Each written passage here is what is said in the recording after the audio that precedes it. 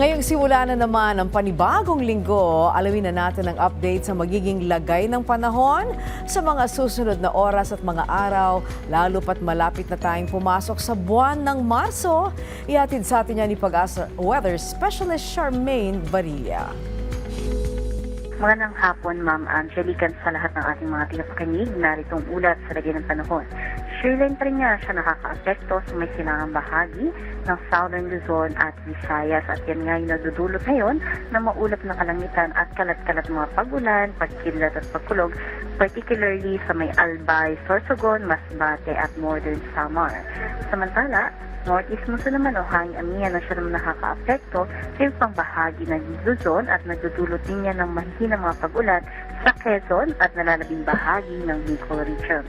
Easterlies naman ang siya nakaka-apekto sa ibang bahagi ng ating bansa at nagbibigay din niya ng matataas na chance ng mga pag-ulan sa buong Mindanao at iba pang bahagi ng Eastern Visayas.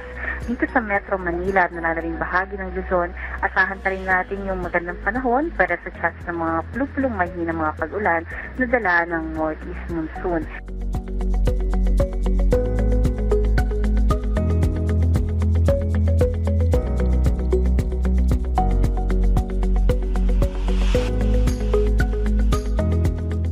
Itong ating Northeast monsoon, inaasahan natin na magpapatuloy yan up until Merkules. Ngunit pagsapit ng Huwebes, asahan natin na mas magpapagawin na nga itong easterlies o yung mainit na hangin galing Pasipiko. Ngunit hindi pa naman ito termination ng ating Northeast monsoon dahil inaasahan natin na muling magbabalik yan pagsapit ng first week ng Marso. Ang pinakamababang temperatura nga ay na-record ngayong madaling araw dito sa may bahagi ng Natividad, Benguet, na kung saan umabot ng 14.1 degrees Celsius. Sinusundan naman yan ng Baguio City na kung saan umabot ng 14.4 degrees Celsius. At sa Tanay Rizal naman, umabot naman ng 18.8 degrees Celsius. Dito naman sa may bahagi ng Science Garden, ang pinakamababang temperatura ay pumalo 20.9 degrees Celsius.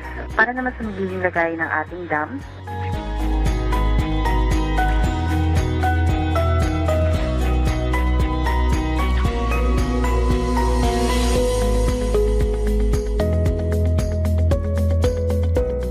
at yan ang ating latest mula dito sa Pag-asa Weather Forecasting Center. Nag-uulat, Charmaine Barilla.